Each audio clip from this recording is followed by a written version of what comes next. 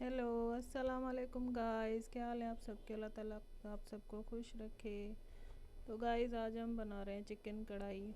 इसमें हमने 6 अदर टमाटर लिए हैं, अदरक लहसुन, और ये आधा केजी चिकन है, हाफ केजी चिकन।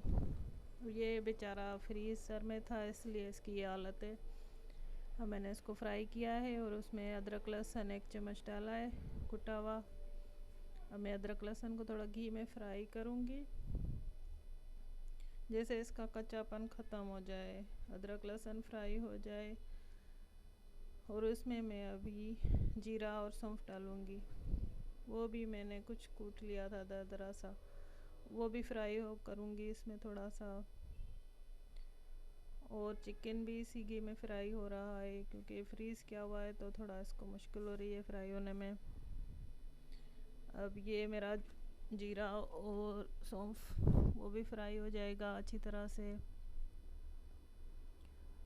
और मैं इसमें अभी ये जो 6 टमाटर थे ये मैं काट के इसमें डालूँगी। 6 टमाटर इसमें ऐड करने हैं मुझे। इसको अच्छी तरह फ्राई करना है, चिकन को भी और अदरक लहसुन को भी, लेकिन ख्याल से कि ये अदरक लहसुन जल ना जाए। ये देखें अदरक लहसुन फ्राई हो चुका है और चिकन भी मुझे अच्छी तरह से फ्राई करना है इसमें। अब मैं इसमें टमाटर डालूँगी, जो थे 6 अदर टमाटर थे, आधा केजी के करीब।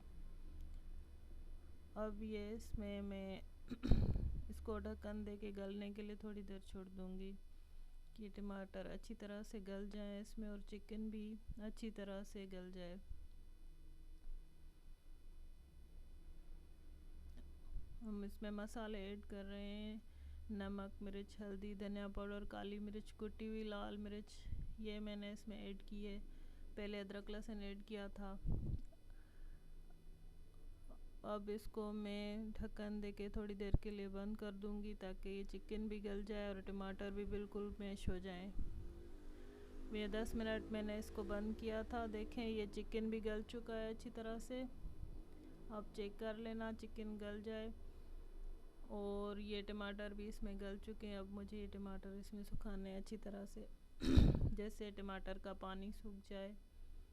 और हमारा चिकन भी जो है वो फ्राई हो चुका था और इसमें टमाटर के पानी में गल चुका है।